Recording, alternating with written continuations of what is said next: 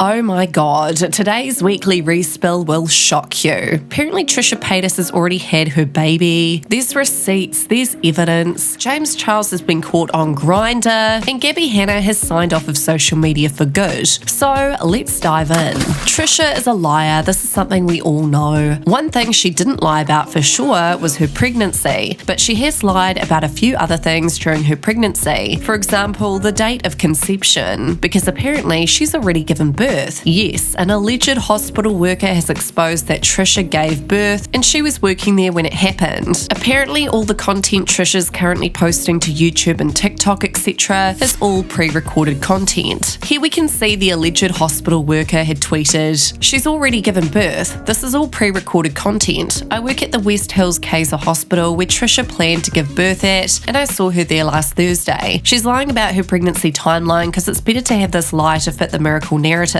Someone replied, "Are you sure? Do you have any receipts? I know she's lying about her due date. Sorry, I didn't want to take photos because that's crossing a line. Plus, yeah, HIPAA. But I can assure you she is lying about the timeline." So, now let's not pretend like people don't lie about influencers for attention and clout, because some certainly do. But what really concerned me was this Twitter user only had a couple of followers, so they very well could be legit as they just made the account recently to share that news. Also, it's highly illegal for hospital staff to be sharing any kind of news like that, hence the anonymity. Trisha has posted a video today on YouTube. It's unclear as to whether or not this has been pre-recorded, but she didn't show her belly in it. However, her TikToks, there's nothing that's been posted for a while, so who knows what's going on and if it's all just pre-recorded. Now, one other thing people are concerned about is Trisha's nails. She's getting new acrylics every day and people are like, "Girl, this looks like a recipe for disaster." But at the same time, they kind of look like those stick-on ones, so who knows? Trisha has mentioned her contradictions more recently, saying that humans can't help it, we walk in contradicts, but people are now making compilations of more recent videos she's made contradicting how she's going to parent. Here were two live streams that were published months apart where she contradicted herself, talking about how they weren't going to have girl or boy themed colours in the nursery, and then fast forward to a more recent live, she said everything in the nursery was going to be pink. I'm not going to be raising my baby as a baby, non-binary, but I'm not necessarily doing the gender norms. We're not necessarily like, oh, you know,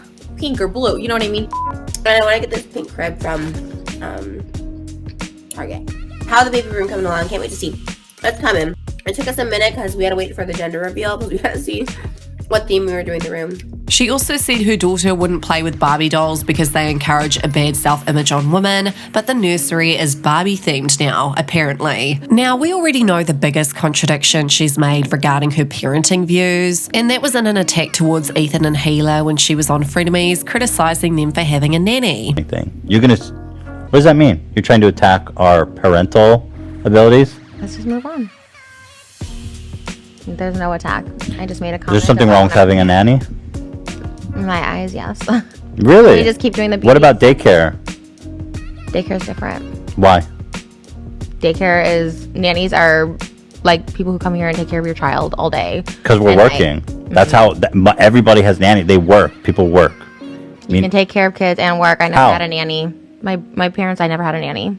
And so you think we're bad parents? That's what you're insinuating? I said I would never have a nanny. She has stated more recently that she doesn't judge people for having nannies now and will probably get a nanny if her mental health starts to struggle. So, James Charles has been caught on Grindr. What is going on? And when will James Charles learn? Apparently, James was in London recently going clubbing and a drama channel, Adam McIntyre, was there. He managed to snap a pic of James Charles getting all flirty with someone in the club, and then it was exposed that James Charles' Grindr profile was being airdropped all around the club. On James's profile it stated bubble butt, gay, mur, twink, smooth, with a filtered pic of him wearing his gaming headset. The description read, visiting Europe for a week, looking for around my age. No pic, no chat, mask only. Can he clarify what he means by around my age? Does that mean like, I don't know, 5 to 10 years, give or take? Because we all know what he's like. Why is he in London anyway? Has it got something to do with his new makeup line that's set to apparently make him billions? Recently, he had answered some questions on Instagram regarding his makeup brand, and if it's ever going to get launched. Someone asked, when's the makeup brand launching? My goal was holiday of this year, but unfortunately it's not going to happen because I'm a perfectionist and didn't get my formula approved in time. My lab was ready to kill me, but it's officially done now, so we're full steam ahead, which is amazing. Lots of lessons learned for future launches. I'm not happy about it, but I'd rather take my time and make sure everything is perfect, and honestly the first launch makes more sense for spring anyway. Do you wish you would have done this sooner? Makeup isn't as popular as it was. Honestly, yes and no.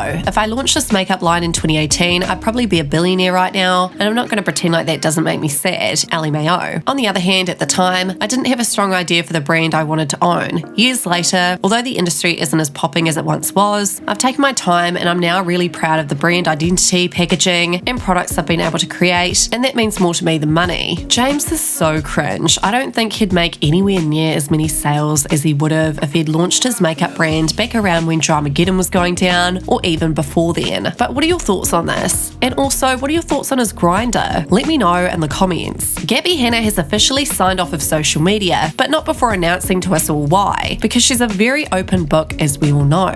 She'd recently tweeted, "Goodbye for now. My real addiction is social media, and it's the hardest for me to break. It's easy. Since I was a kid, I've turned to the internet to feel like I existed. I feel pretty alone in the world. I've just never quite fit in or belonged anywhere. It's always felt like I could easily disappear. I know people love me. I'm so lucky to have some real pure-hearted people in my life, but I've always felt disconnected from everyone else. Most of my life, I've had pretty low self-esteem. Social media is the ultimate for someone craving love. I've always felt that my death would benefit the world more than my life. The only thing keeping me alive was the idea that I could leave the world better than I found it. Social media is the toxic relationship I keep running back to, because as much as it hurts, it's all I have sometimes. All I've ever wanted was to belong and to be able to help others feel good too. I feel glad that my struggles have helped others feel understood. In the past couple of weeks, I've deleted and re-downloaded my social media apps more times than I can count. I'm an addict and I need to help myself. It's a confusing of this modern world because it's also necessary if you want to share your art, music, business. It's like telling an